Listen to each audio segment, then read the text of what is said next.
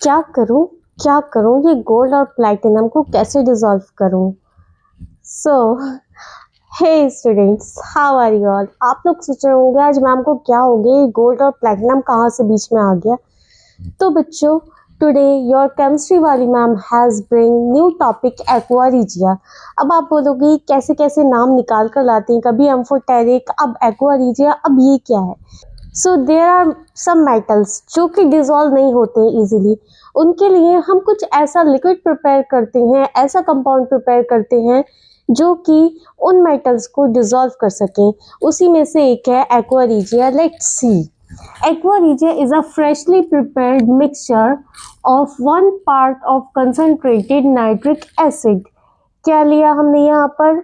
1 part लिया concentrated nitric acid का and 3 parts of hydrochloric acid। दोनों ही कंसंट्रेशन की फॉर्म में होंगे, कंसंट्रेटेड होंगे।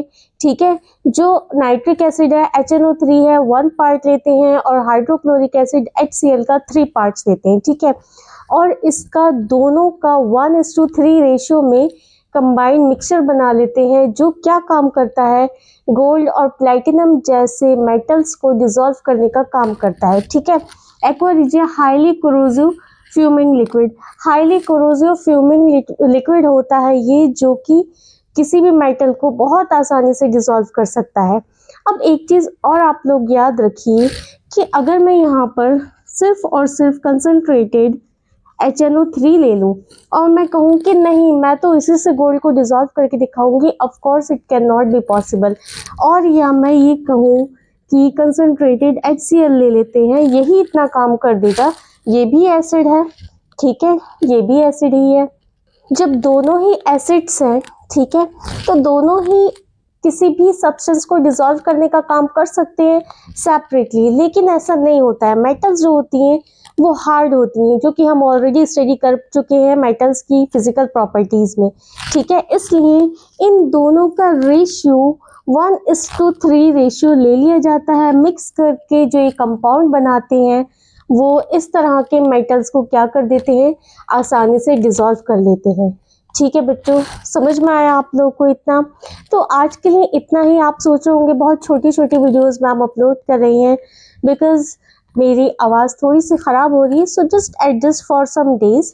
उसके बाद हम देखेंगे एक कंप्लीट चैप्टर। जब आपका कंप्लीट हो जाएगा you will get the full video of that chapter.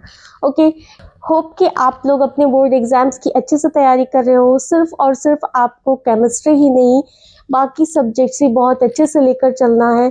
और मैं यही कहूँगी कि सारे सब्जेक्ट्स की अच्छे से प्रैक्टिस करें। आप लोग NCERT क्वेश्चंस करें, साइड बुक से क्वेश्चंस देखो, अदर सैम्पल पेपर्स जो होते हैं वहाँ से देखिए। So you will be fully prepared for the board examinations. Okay, so from my side best of luck. अभी से मैं इसलिए कह रही हूँ बेस्ट ऑफ लक, ताकि आप लोग धीरे धीरे मोटिवेट होते रहो, डेली मोटिवेट होते रहो और डेली ही आप अच्छे से अपनी प्रिपरेशन करते रहो। Do not waste your time right now. अभी जितना टाइम है, आपको लग रहा होगा बहुत वक्त है हमारे पास, 4-5 महीने हैं, लेकिन ये टाइम कैसे गुजर जाता है पता ही नहीं चलता है। ठीक है, so all the students be focused on your studies. Till then, do subscribe my channel, share and like my videos. Thank you. Bye bye.